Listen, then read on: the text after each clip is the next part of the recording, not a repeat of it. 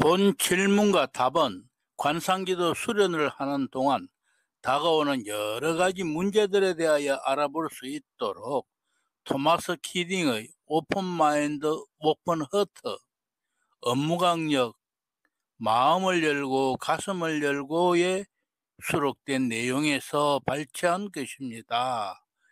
그 이상 가감 없이 그대로 수용한 것입니다. 관상기도하는 여러분에게 많은 도움이 되었으면 합니다. 감사합니다. 관상기도에 관한 질문과 답. 1점 거룩한 독서와 관상기도의 차이는 무엇인가? 거룩한 독서는 성서 구절을 읽기 시작하여서 하나님과 친교를 이루는 관상적 방법의 하나다. 성서 내용을 묵상하면 자발적 기도로, 그리고는 마침내 하나님 현존 안에서의 쉼으로 쉽게 옮겨간다. 관상기도는 거룩한 독서의 세 단계에서 마지막 단계인 하나님 안에서 쉼으로 옮아가는 하나의 방법이다. 2. 십자가의 성 요한과 아빌라의 성녀 데레사는 논리적 묵상을 하다가 하나님께서 그 수련 능력을 거두실 때 이외에는 그 묵상을 중단하지 말라고 가르치는데 관상기도는 그 전통과 어떻게 적합하도록 하겠는가? 기본적인 믿음에 대해 확신을 갖게 하기 위하여 신앙의 진리를 어느 정도 묵상하는 것, 즉 논리적 묵상은 관상에 필요한 기초이다. 관상 기도를 너무 빨리 도입하는 것에 반대하는 의견에 대한 나의 답은 이렇다. 데카르트 뉴턴적 세계관에서부터 발전되어 온 정신 자세로 인해 모든 사물을 분석하려고만 하는 고정관념이 생겨서 인간의 직관적 능력을 억압하려 하였기 때문에 서방 세계에서의 우리의 관상은 논리적 묵상에 대하여 문제를 안고 있다. 서구 사회는 묵상에서 자발적 기도로, 그리고 자발적 기도에서 내적 침묵으로 자발적으로 넘어가는 것을 방해한다. 나는 이 모든 것을 연결하여 기도하면서도 거룩한 독서의 전통 안에 머물 수 있다고 생각한다. 만일 독자가 거룩한 독서를 이미 하고 있다면 당신은 어떤 특별한 순서나 시간표를 따를 필요는 없다. 당신은 그저 은총의 영감에 따라서 성서 내용을 이리저리 생각하며 단지 어떤 의지의 행위만 하거나 아무 때고 관상기도로 들어갈 수 있다. 물론 논리적 묵상이나 정감적 기도가 처음에는 우세할 것이다. 그렇지만 내적 침묵의 순간도 나타난다. 만일 성서를 묵상하고 그 말씀에 자신을 맡기며 그리고는 관상기도의 시간을 갖도록 사람들을 권장한다면 그것은 바로 거룩한 독서의 전통을 따르는 것이다. 3. 거룩한 독서에서 관상으로 넘어가지 못하는 결점을 보상할 수는 없는가요?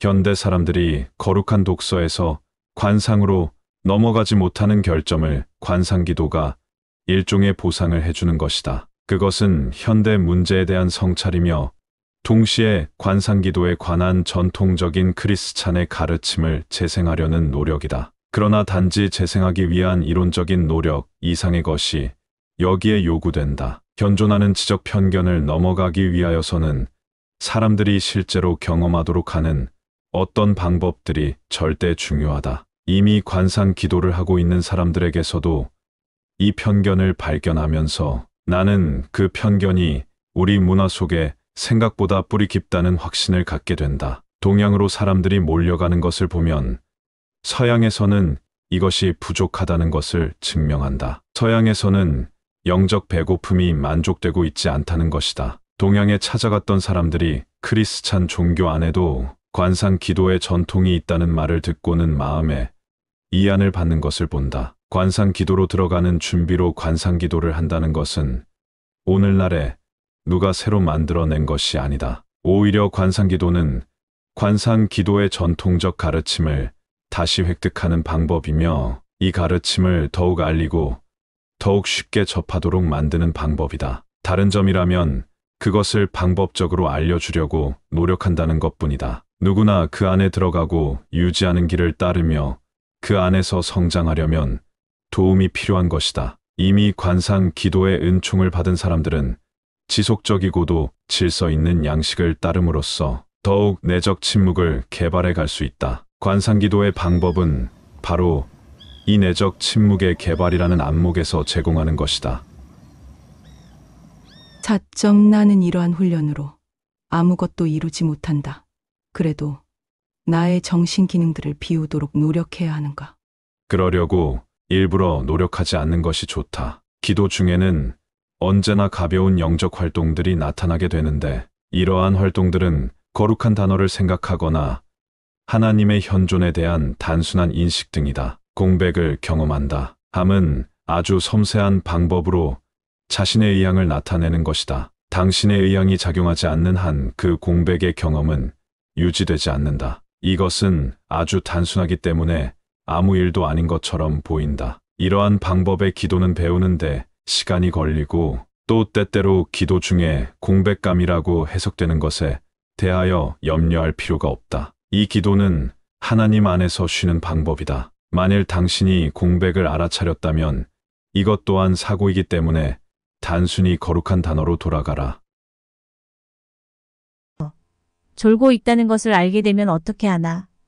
만일 졸고 있다면 다른 생각을 할 필요가 없다. 부모의 팔에 안긴 아이는 때로 잠드는데 부모는 아이가 그 팔에서 평온하게 잠들고 있으면서 가끔 눈을 뜨기만 한다면 이로 인해 마음 쓰지 않는 법이다. 6. 나는 시간이 그렇게 빨리 갔는지 놀랐다. 그게 30분이었나? 그렇다. 시간이 빨리 갔다는 것은 당신이 그 사이에 사고가 별로 없었다는 표시다. 그것이 반드시 좋은 기도라고 말하는 것은 아니다. 당신의 기도 시간에 가졌던 심리적 경험을 기준으로 기도를 판단하는 것은 현명치 못하다. 때로는 당신이 기도 중에 내내 너무나 많은 생각들로 시달렸다 하더라도 그 기도 시간이 아주 이익이 될 수도 있다. 당신의 의향이 보기보다 더 깊었을 수도 있다. 어떠한 경우도 한 기도 시간 중에 일어났던 일로 기도가 어떠하였는가 하는 판단을 올바르게 내릴 수는 없다. 그 대신 한두 달 지난 다음 당신의 일상생활에 어떠한 열매를 가져왔는가를 보아야 한다. 만일 당신이 다른 사람들에게 더욱 인내를 갖게 되었다든가 자기 스스로에게 더 마음이 편해졌다든가 아이들에게 화를 덜 냈다든가 내가 하는 일에 식구들이 불평을 덜 한다든가 한다면 이것들이 당신 안에서 달라진 가치관들이 작용하고 있다고 하는 표시들이다. 관상기도 중에 아무런 생각도 하지 않았다면 시간에 대한 인식이 없었던 것이다. 이러한 경험으로 비추어 볼 때 우리의 시간에 대한 감각이 상대적임을 볼 수 있다. 그렇지만 우리의 기도가 항상 짧게 느껴지지만은 않는다. 어떤 때는 너무 긴 것처럼 보인다. 기도의 성장 과정에서 우리는 평온함과 사고와의 투쟁 양극을 왔다 갔다 하게 된다. 직관적 기능이 점차 세련되면서 점점 안정된 모습으로 깊은 수준의 지향을 두게 되는 것이다. 7. 만일 졸리거나 몹시 피곤해지면 사고들이 줄어드는가?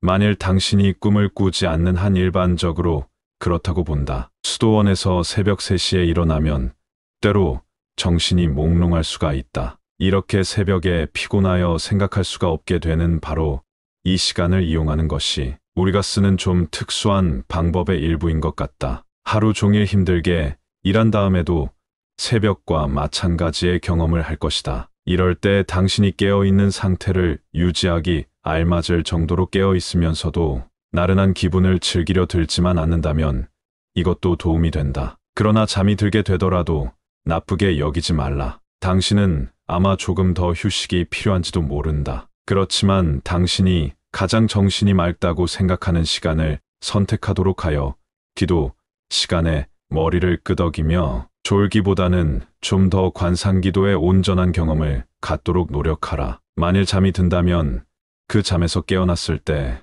몇 분간이라도 관상기도에 들어감으로써 그날의 기도를 망쳤다는 기분이 들지 않도록 하라. 이러한 기도를 하는데 필요한 활동은 아주 단순해서 깨어있기 위해서 필요한 최소한의 활동을 하지 않는다면 잠들기 쉬운 것이다. 거룩한 단어를 생각하는 것이 바로 이러한 활동이다. 예수께서 깨어 기도하라고 말씀하셨다. 이것이 우리가 관상기도 중에 하는 것이다. 깨어있음이 인식이 살아있기에 충분한 활동이다. 기도란 우리가 하나님께 우리를 열어드리는 것이다. 관상기도란 주의하는 것이라기보다는 지향하는 것이라고 할 수 있다. 이 구별을 하는데 다소 시간이 걸릴지도 모른다. 당신은 어떤 사고 내용에 대해 주의하는 것이 아니다. 그보다는 하나님께서 계시리라고 믿는 당신 자신의 내면 깊은 곳으로 들어갈 지향을 갖는다. 당신은 관념이나 느낌으로가 아니라 순수한 믿음으로 스스로를 하나님께 열어드리는 것이다. 이것은 문을 아주 부드럽게 노크하는 것과 같다. 당신이 힘을 다해 문을 두드리면서 법에 따라 이 문을 여시오 나를 들여놓도록 요구합니다 라고 하는 것이 아니다. 당신은 이 문을 열도록 강요할 수 없다. 이 문은 상대 쪽에서 열리는 것이다. 당신이 거룩한 단어로 말하는 것은 내가 여기서 기다리고 있습니다 라고 하는 것과 같다. 이것은 무제한 기다림의 게임이다. 긴급하게 일어날 일은 아무것도 없다. 만일 그렇다 하더라도 당신은 아무런 일이 없었던 양 거룩한 단어로 부드럽게 돌아가야 한다. 어떠한 영상이나 들려오는 음성이 있다 하더라도 거룩한 단어로 돌아와야 한다. 이것이 이 방법의 기본이다. 8점 나는 기다림의 기분으로 있었다.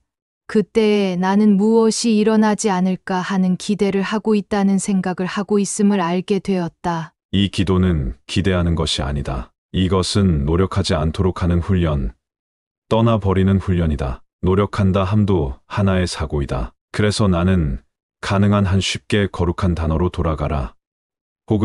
혹은 당신의 의식 안에 거룩한 단어를 살짝 얹어 놓으라. 고 말하는 것이다. 애쓴다 함은 무엇인가 얻기를 바라는 것이다. 이것은 미래지향적인 상태를 말하는데 반면에 관상기도는 당신을 현재로 이끌기 위해 마련한 방법이다. 기대함이란 미래지향적이며 그러므로 이것 또한 일종의 사고이다. 우리의 일상적 사고로부터 우리의 정신을 비우는 일은 우리가 단지 시작할 수 있을 따름이다. 이것은 마치 욕조 안의 마개를 우리가 빼는 것과 같다. 물은 저절로 빠져나가며 우리가 물을 욕조 밖으로 밀어낼 필요는 없다. 그저 흘러나가게 내버려 둔다. 이 기도에서 당신은 이와 비슷한 일을 하는 것이다. 당신의 일상의 사고들이 당신으로부터 빠져나가게 내버려 두는 것이다. 기대하지 않으면서 기다리는 것만으로도 충분한 활동이다. 9점 느낌은 어떤가? 그것도 떠나 보내야 하는가? 그렇다. 이 기도의 관점으로 보면 그것도 사고이다. 어떠한 종류이건 감지하는 것은 다 사고로 간주한다. 생각을 별로 하지 않으면서 하는 사색행위도 사고로 간주한다. 관상기도는 모든 지각을 지나가게 하는 훈련인데 그 지각한 내용을 밀어내거나 언짢게 여기면서 하는 것이 아니라 그냥 떠나 보냄으로써 하는 것이다. 이렇게 함으로써 점차 당신은 평화롭고 조용하며 잠겨드는 것과 같은 영적인 주의성을 발전해 나가게 된다. 10. 더 깊은 주의는 사고를 덜 하는 데서 오는 것인가? 그렇다. 당신은 아무 생각도 하지 않게 되기도 한다. 그러면 당신은 당신이 갈 수 있는 가장 깊은 곳에 이른 것이다. 그 순간에는 시간에 대한 아무런 감각도 없다. 시간이란 사물이 진행되는 데서 측정되는 것이다. 아무런 진행이 없을 때 무시간성을 경험하게 된다. 그리고 이것은 아주 즐거운 경험이다. 11점 외부로부터 오는 잡음은 어떻게 해야 하는가? 당신이 어쩌지 못하는 외부 잡음에 대하여 최선의 길은 그 잡음에 대한 저항하는 마음을 떠나보내고 그 잡음이 일어나게 내버려 두는 일이다. 외부적인 것은 기도에서 장애가 되는 것이 아니다. 다만 당신이 그것을 어떻게 생각하느냐에 달렸다. 당신이 어떠한 통제도 할 수 없는 그 외부적 주의 혼란을 그대로 받아들임으로써 당신은 지구상의 어떠한 잡음 속에서도 이러한 깊은 주의성을 갖는 경험을 할 수 있다는 깨달음을 얻게 된다. 외부로부터 오는 곤란에 대하여 긍정적인 태도를 가져라. 부정적 태도를 가짐으로 해서 얻어지는 것이라고는 당신이 매일의 기도 시간을 헛되이 지나쳐 버리는 것뿐이다. 이것이야말로 절대로 허락될 수 없는 일이다. 당신이 기도 시간 동안 잡음으로 해서 진통을 겪고 기도가 실패하였다 하더라도 계속해서 기도해야 한다. 12. 하루 종일 바쁘게 돌아다니는 사람도 관상할 수 있는가? 그렇다. 이 말은 사람들이 하루 종일 돌아다니기만 해도 관상적이 된다는 말은 아니다. 그러나 관상적이 되기 위하여서 필요한 자질은 당신이 인간이기만 하면 된다는 것이다. 좀 더 관상적으로 되는 자질을 가진 사람이 있다는 것도 사실이기는 하지만 만일 당신이 이 방법에 충실하기만 하면 이 방법은 누구라도 잘할 수 있다. 13. 같이 여행을 하는 동료에게 나는 지금 묵상을 하려고 한다라고 말할 수 있는가? 물론이다. 그들도 당신과 마찬가지로 몇 분 동안의 조용한 시간을 갖는 것을 좋아할지도 모른다. 14. 나는 사고들이 지나가도록 노력하는 것을 의식한다. 나는 그때 하나님에 대한 나의 이미지로 노력하는데 이것들은 영상으로 나타난다. 그것 또한 버려야 할 사고의 일종인가? 이 기도의 관점에서는 어떠한 영상도 사고로 간주한다. 상상이나 기억이나 추리 등이나 어떠한 감각에서 일어나는 지각 행위는 모두 사고이다. 그러므로 어떠한 지각이 일어나도 떠나버려라. 의식의 흐름에 떠오르는 어떠한 것도 심지어 자신에 관한 생각까지도 결국은 지나가 버린다. 문제는 모든 사고들이 지나가 버리도록 허용할 수 있는가에 있다. 흐르는 강의 표면에 떠서 흐르는 것들에 주의를 주지 말고 그 강 자체에 주의를 주라. 15. 나는 지금까지 영상에 의존하여 하나님께 주의를 드렸다. 만일 영상을 지워버리면 어떻게 초점을 맞추어야 할지 알 수 없다. 이제는 내가 단순히 반복하는 단어에 주의를 주어야 하는가? 당신의 주의는 어떤 특정한 사고를 지향해서는 안 된다. 거룩한 단어에 대해서도 마찬가지다. 거룩한 단어는 단지 당신의 참 자아와 그 자아의 중심에 계시는 하나님께 당신을 열어드린다는 당신의 지향을 재구성하는 방법에 불과하다. 당신은 그 거룩한 단어를 계속해서 반복할 필요는 없다. 내적 침묵이야말로 사람들이 자연스럽게 경험하고자 하는 그 무엇이다. 당신은 무엇이든지 억지로 해서는 안 된다. 억지로 하고자 하면 당신은 또 다른 사고를 끌어들이는 것이 된다. 그리고 어떠한 사고든지 사고는 당신이 가고자 하는 그곳으로 가는 길을 쉽게 막아버린다. 어떤 사람들은 단어보다는 시각적 영상을 사용하여 더 쉽게 초월한다. 당신이 영상을 더 선호한다면 일반적인 것, 즉 너무 세밀하지 않은 것으로 선택하라. 예를 들면 당신이 하나님을 바라볼 때에 마치 사랑하는 이를 바라보듯 하라. 16. 당신이 말을 하고 있는데 내가 마치 낭떠러지에서 떨어지기 직전서 버린 영상을 갖게 되었다.